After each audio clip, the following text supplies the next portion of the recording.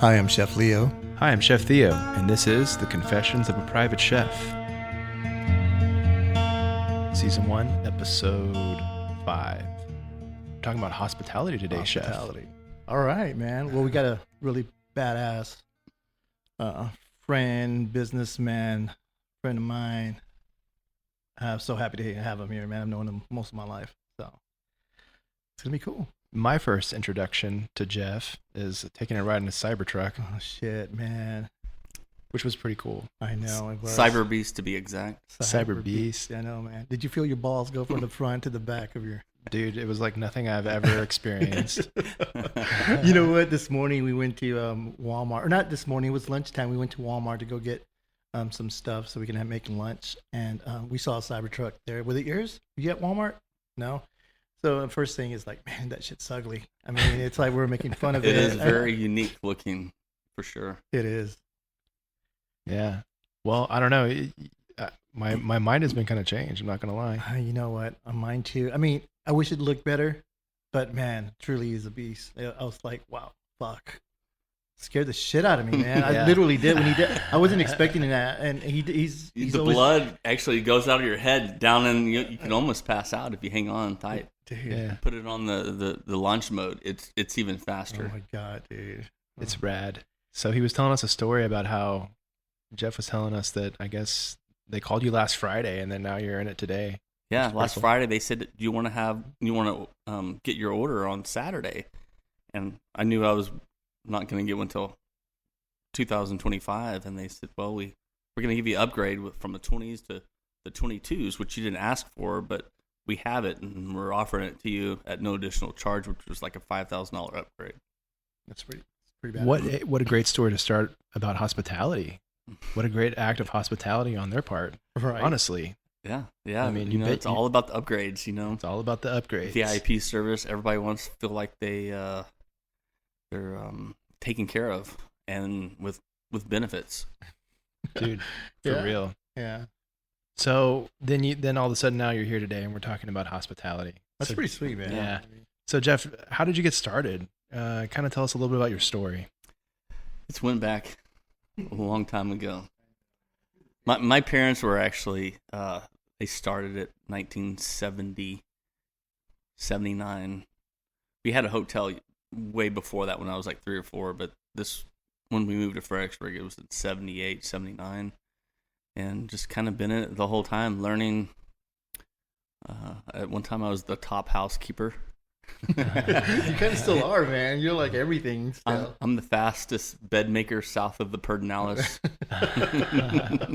There's one faster, but he's north per now. No, Yeah. no. The only person faster has to be a Mexican female. Oh, there you go. I don't know. I know how to pop those sheets and Tuck them. yeah. Nice. What's been the craziest shit that you find on your bed, man, when you had to go make this stuff? I mean, I'm dildo sitting on the headboard. oh man, Wow. wow. Did you keep it? Throw it away? No. I just said maybe we won't do this room as a makeup today. Oh god. Yeah, we'll put do not disturb on the door. Maybe they forgot to put that on there. Maybe they didn't leave. Maybe they're still there, but who knows? We find all kinds of stuff. Usually after they leave, Yeah. Yeah. Especially our cabins. We always, when maids are cleaning like picture frames, people hide stuff on the top of the Oh, picture my frame. God. I can imagine all kinds of stuff you Yeah. find. Stuff they forget. Shit. So okay, back to your story. Okay, you're 70 something. Yeah. and It just kind of started out. Kind of grew up in the hospitality. Learning how to. You want to keep your property nice, so it has the presentation when everybody pulls in, and you want to have everything prepped. Everybody wants that friendly welcome when you walk in the door. It's always important. It's amazing how many people, when you're running the office desk, and they walk in, and they've been driving 4 hours from Houston or Austin, and They're wound up. and you're trying to make them smile. Yeah. Like you're trying to how's everything going? How was your drive? And they're just not really wanting to answer much or smile. And then when the they're fucking room, right? yeah, they just want to like take that stress away and come eat some good German food and stuff. And when they leave, it's crazy because you're like, "How was your stay?" And they're like, oh my God, it was amazing. We appreciate, thanks. And they're just, it's a whole different person that you talk to Right. from when they check in, from when they check out usually. Like since I've known you, okay. No, so just so people know, the place that we're talking about is called Country Inn and Cottages. right, and you also have We have the hotel out on 290 West, and then also the which lodge. is like a little mom and pop hotel. And then we have our other property, which is on Lower Crabapple. And we are opening Friday 2 more cabins. So we'll be officially 44 cabins on Friday. Oh, nice. And or 185 people. We sleep on the cabin property, which is on Lower Crabapple, Oh, cool. which is on a 200-acre ranch, just 1.3 miles from town. Oh, that's cool. So since I've known Jeff, he's lived on the property. Like, I mean, he doesn't anymore, but I mean, I guess technically he kind of does because he does everything still there. But I mean, he's lived all his youth on property. The hotel has a little apartment behind there. Yeah. 38 years. Hell yeah. Parties 38 and hot years. tub. A couple remodels, you know. Yeah, man. We've got stories about that place. Yeah, growing up, having parties in the back, renting rooms in between. Well, I remember one time, you know, this is in high school. I was running the office. Yeah. We're, you know, drinking back there, 18, 17, 16, and customer come in, and there was a sports jacket laying right there. So I put it on, no shirt, and I buttoned it up, and I waited on the customer.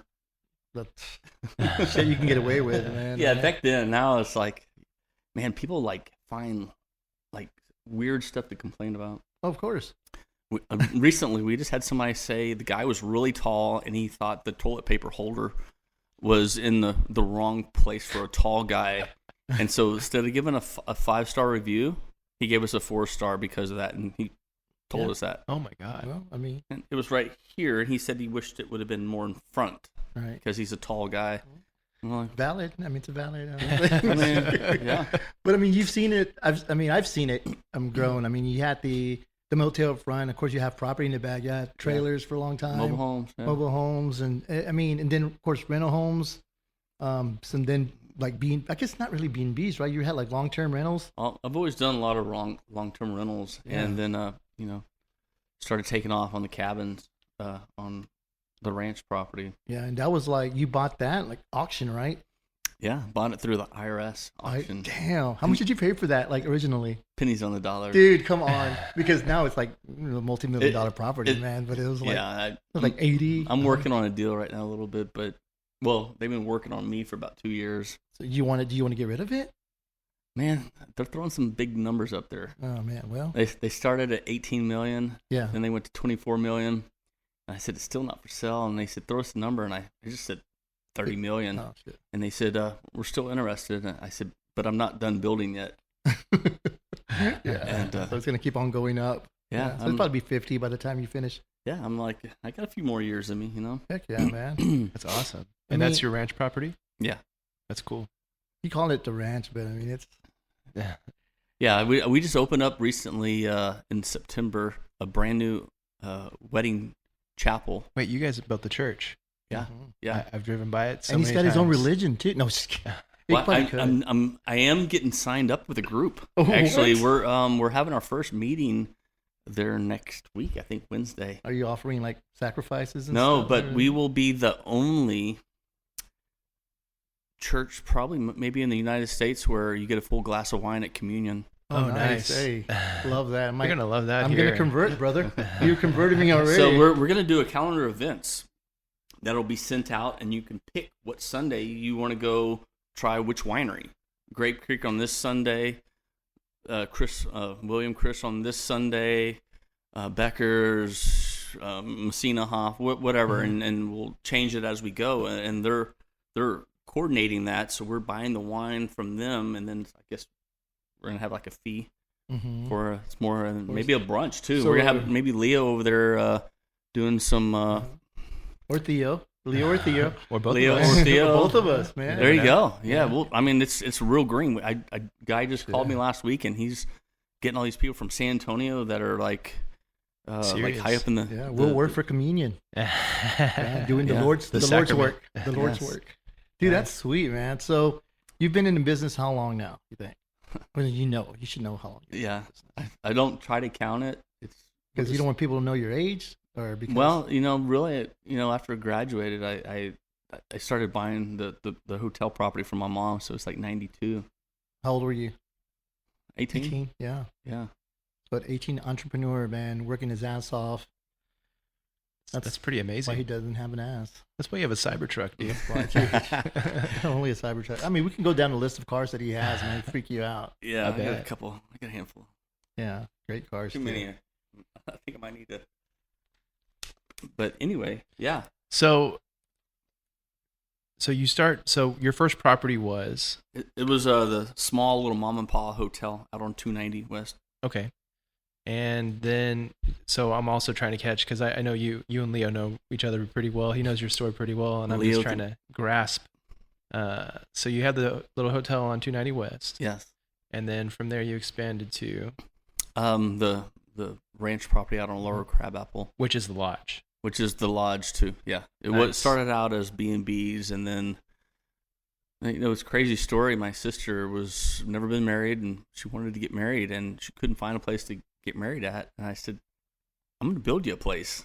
Oh hell yeah! And that'll hold, because she couldn't find a place that held more than 250 people.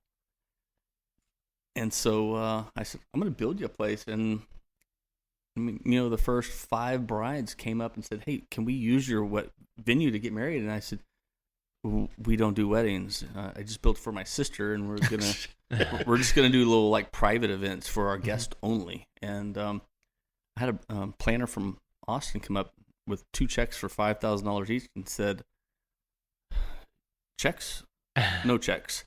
I said, hold out your hand, and I threw the keys, and I said, show me how it's done. And first year we did 20-something weddings.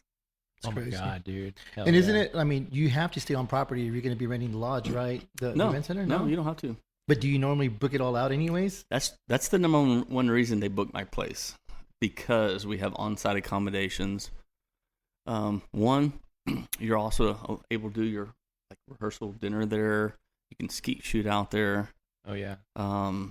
It's just everybody pulls into the private electric gates. They throw the keys on the floorboard. You never have to leave the property, especially have an uncle that knows how to cook real good. Hell yeah. He can do the rehearsal dinner thing up by the cabins, or however you want to do it. That's cool. So what would you say your light bulb moment was when you realized I really like this? This is definitely something I really enjoy.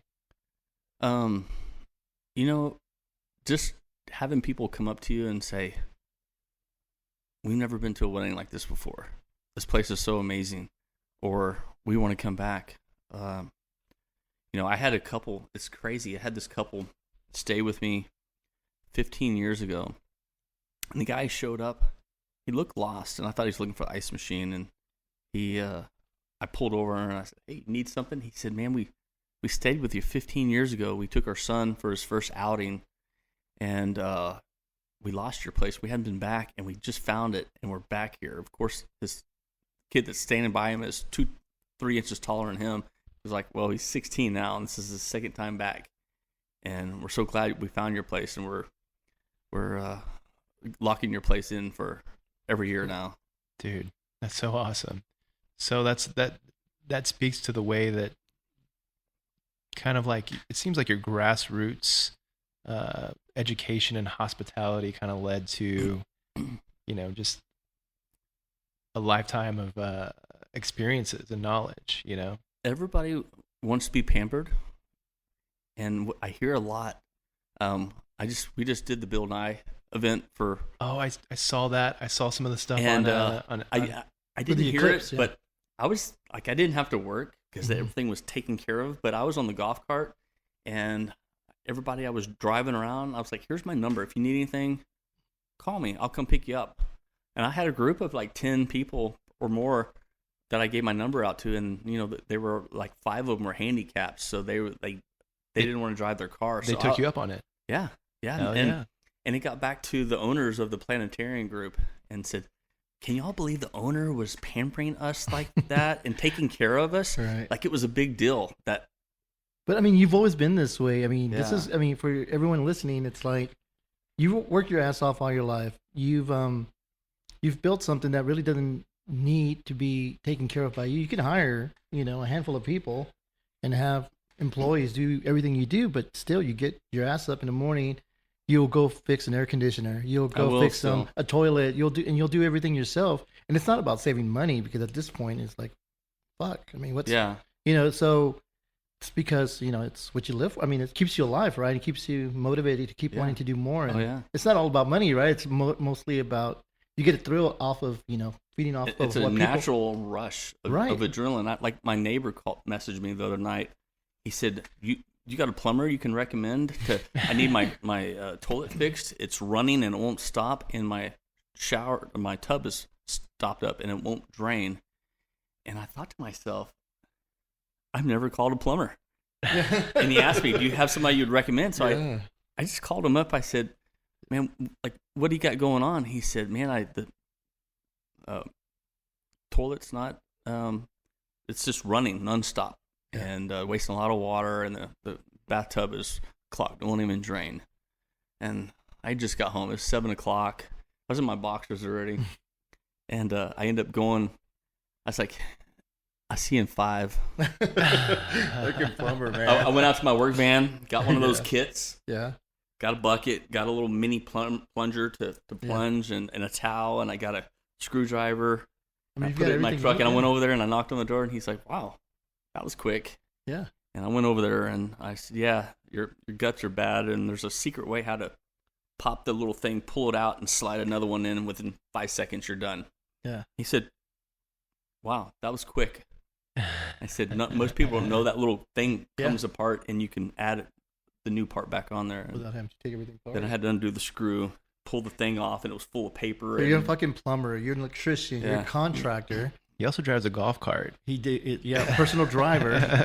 I mean, he's I guess, God, man, what AC tech. Yeah, dude. I mean, HVAC, nice. I do that. I'm working on a lot of ACs. Like literally the hardest working. I've actually had 3 calls yesterday. People asking me for advice for AC stuff. Like they're on. I call him all the time, man. Like AC, like show me how to read this gauge. I'm like, what is it at? It was at 50, which is too much Freon.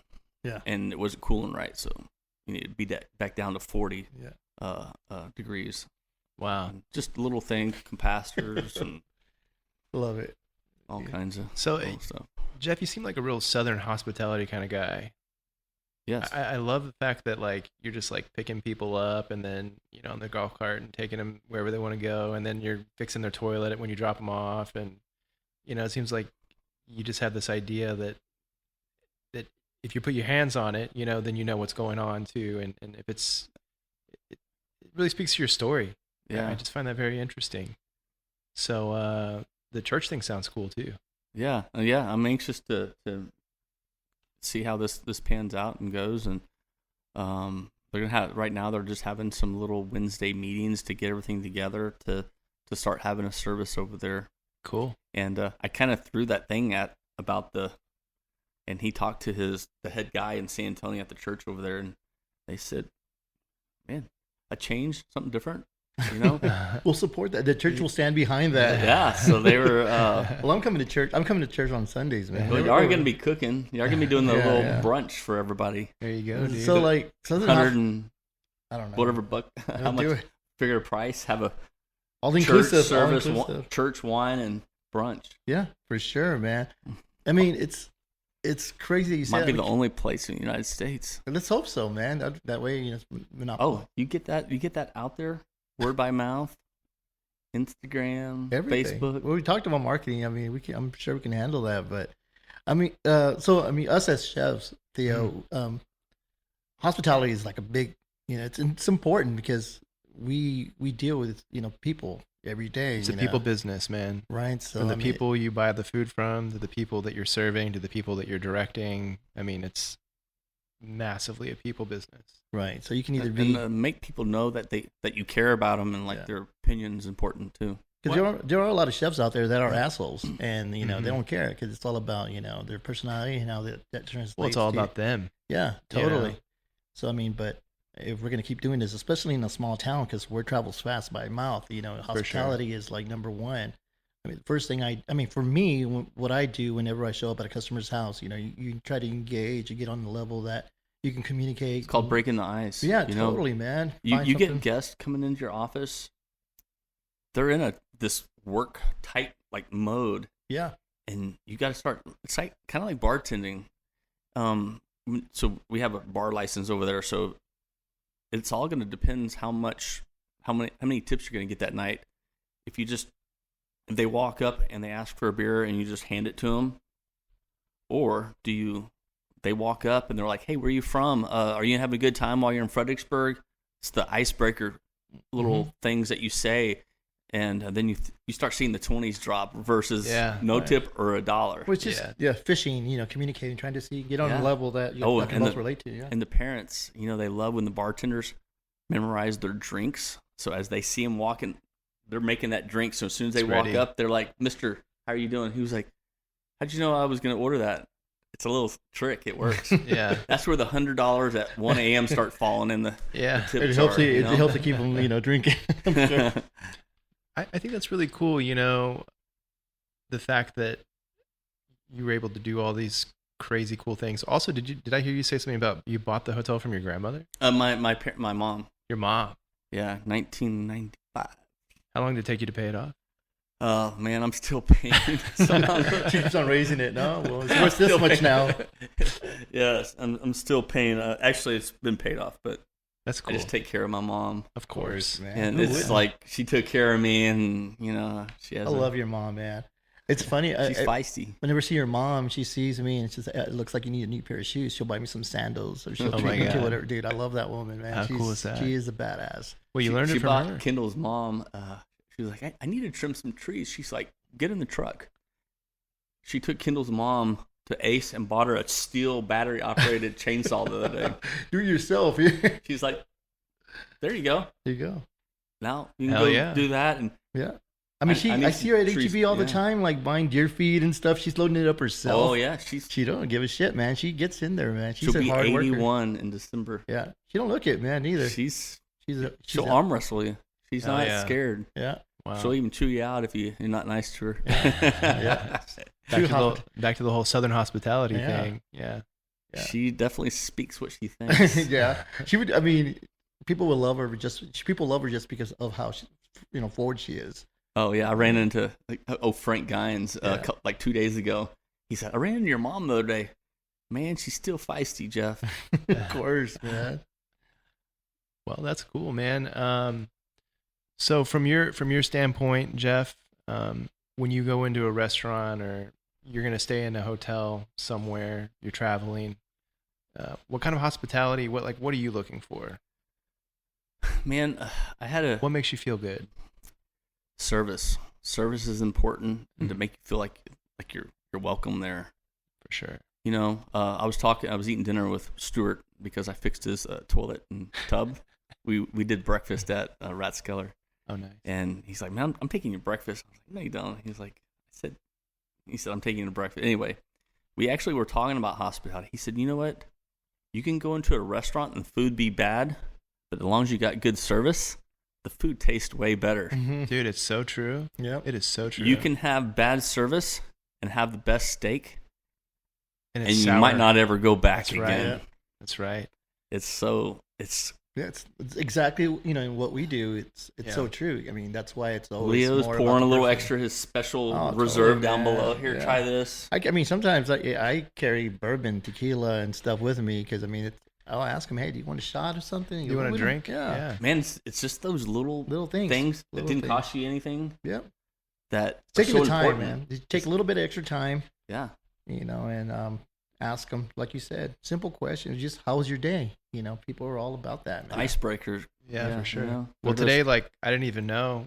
We have a couple guests today, and Leo the hospitality thing was so keen because he's out here grilling us a tomahawk steak, and I don't know the guys that came out today. I didn't really know anybody, but here we are sharing a steak together, and that act of hospitality really kind of brought us all together. And so now that was a great icebreaker moment for me today. Started off with Cyber Beast, and a tomahawk steak. Yeah, I mean, can't beat that. And some other ribeye, some potatoes, and some potatoes bravas. And tomorrow, Cyber Beast will conquer the tomahawk. Oh, right. Yeah.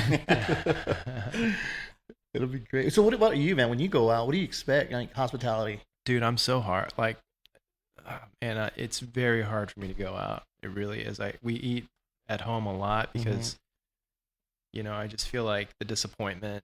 But when these you days. do, what do you expect, bro? When I do, so I hate to say I'm one of these people, but I'm always like looking for counter service because I'm like, I'm very hard to wait on because I'm very particular. You set the standards high.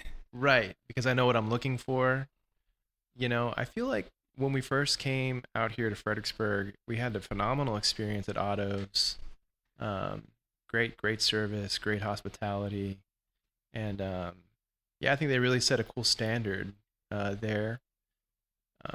But however, so when I go somewhere, I'm looking for attentiveness. Obviously, I'm looking for, somebody who, if you're going to be taking my order, you're great at just being personable in a way that doesn't make me feel like you're overbearing. Also, because you get those waiters that will like, kind of sit down at the table. I was never really kind of a fan of that. I don't know if y'all ever seen that anywhere, but you go somewhere and they like sit down at the table and they're taking your order. I'm like, that's a little too close. So there's a fine line between, being that right personality where you're taking somebody's order and you're being attentive to, how much water they have, what their drink looks like. Like there's nothing worse also than, when you're out of like a beverage and you're just like sitting there and like you're waiting, somewhere, I'm not going to say where, but I was somewhere here in town and I think I waited like 30 minutes for like a refill. Yeah. And it was clear that, there was multiple people just standing around and I'm just like, yeah, that's a, That's why I would always like when I would go to a certain restaurant and they would give you the pitcher of tea at your table. Yeah. You're like, I'm happy. I pour my own and happy as can be. Yeah, dude. Versus be like. Which just depends on where you're going, I feel like you should expect certain things from certain places that you go to. If you're going to a mom and pop's cafe, that waitress keeps on coming over and checking up on you. And you can tell it's totally different from when you go to a nice upscale restaurant. Well, they'll come and check, but they give you more space, but when they're there, it's like they probe you for every little thing that you might need or want. So they know, but you have the chains, the restaurant chains that tend to drop the ball a little bit more, in my opinion. They'll, like you said, they'll forget about you. To me, I guess my pet peeve would be my refills. If I'm, if I'm at a franchise, right there. It's like, fuck, where's my, refill? Or they advertise like, oh, you can eat like fries or wings or whatever, and here you are, man. It's like, okay, that first order comes out, and then they don't want to check on you. Yeah, totally. They want you to fill up in between that delayed. The wait. So it's like those are the things, but it's honestly, I hardly have ever had like poor. And even when I do, maybe I shouldn't, but I still tip the same. Right. Because, sometimes they share it through, sometimes they don't. But I don't want to leave being that asshole that didn't tip because somebody fucked up. Yeah. So. There was this cool concept in Nashville that it's like the chefs and there's no differentiation between the front and the back. So it's like everybody can do everybody's job essentially and do it well. So it's like you have the guy working in the kitchen, the chef working in the kitchen, and he'll run you the food or like talk to you about the food, or the guy who's the host and the waiter, he also goes to the back and he'll run like the saute station. It was this kind of cool concept, and I always thought that was kind of cool. It's like nobody in the restaurant was incapable, right? Has one duty, so everybody was responsible for the happiness of the patron. Yeah, like the chef comes out and brings you, or hey, how's your food? Like the chef is walking around checking tables. Yes, that's a cool act too. Yeah. Something you don't see a lot anymore. So it's more in French cuisine for the most part. Yeah, they do a lot of table side. The French thing is cool. Most French is all table side. So I think getting back to some of that would be really cool. Somebody could kind of figure that out and bring some of that back. Well, that's kind of what we do, man. That's kind of what we do in the private chef industry. For sure. We do it all. For sure. I mean, I'm washing dishes even though I hate Well, Leah, I mean, you've set a standard yourself. Yeah, you have to. You're busy. You wouldn't be busy if you didn't have that quality of like It's true. personal, being Yeah. personal with Yeah. all these dinners and stuff that you do. Yeah, we try. I mean, That's what I do. It's That's word by my- mouth. Yeah, It's totally. and they're definitely they're calling. calling and keeping you busy because you're personal with them, and you kind of became family in that short time Totally. to let them know like they're important. And they continue to be even after the fact I cook, and we still check up on you, ask for reviews, or see where they're at next year. And so it's like we try to still keep that moment. And it's funny because a lot of my bookings are people that are on Instagram, and they're calling and booking via that, so it's easy to communicate still, and they still keep up with the stories. So as long as you keep and build a relationship on that, it's almost like it's almost like a full-time hospitality thing, even through social media, man. That's Help right. them out through recipes or whatever. So it's cool. I love in the Hispanic culture how the first act of hospitality, maybe it's more of a Tex-Mex thing, but I've even seen it like being some of the border towns in Mexico is like the first thing you get is chips and salsa. Yeah. Where Yeah. it seems it's a small thing, but I think it is a way of greeting somebody and breaking the ice, like you were saying, that doesn't cost them much of anything, but it's a way of making you feel like you're part of your Mhm. family when you sit down. Yeah. Well, it's just like when you go to those all resort hotels in Cancun. You Mhm. pull up and you get out, and they already know your name, like Mr. Mazurek and Mrs. Mazurek. Mhm. Of course, not married, but Just throwing that out there. They're handing you a glass of champagne as you're getting out of the car, and they're like, "No, Yeah. you don't touch your luggage. We got it." Yeah. You're like, "Okay." You're setting the stage. You're getting into that That's thing, true. and they're like pampering Hospitality you, is like a little hot towel from the long flight. hospitality at its finest, man. For sure. So that's cool. Even like in different places they get it. Different areas. If you're like you said on vacation, maybe there's more part of like the American culture too now where we're kind of losing some of that. I feel like in a way. I hope not. I guess it all depends on where you're going and what you're expecting from that place. Traveling quite a bit. When you go and travel and you spend a nice amount on a nice place to stay, you expect it. You normally get it. It's not like you're checking into a Holiday Inn, Yeah. So it depends on what you're doing, where you're going.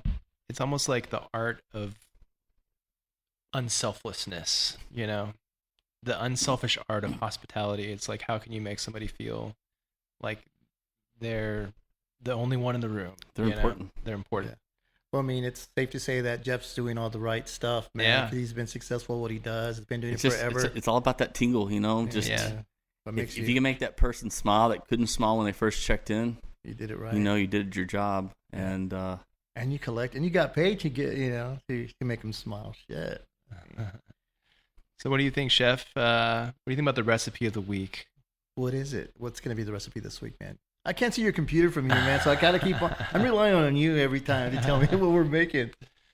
So the recipe of the week this week, let's do a salsa. A salsa. Oh, Yeah, yeah, that'd be cool, man. So it's going to be, what do you think, Jeff? You like salsa? I love salsa, medium. Red, Yeah. green. What do you prefer? Man, I like all of it. What do you? I don't do you like make any of it? I don't like the stuff with sour cream mixed into Of course, it. you don't though. like sour cream. Yeah, he doesn't like sour cream and mayo. So what about your heat level? I'm a medium kind of guy. Medium kind of guy. Yeah. Eat more salsa, drink less tea. Oh, gotcha.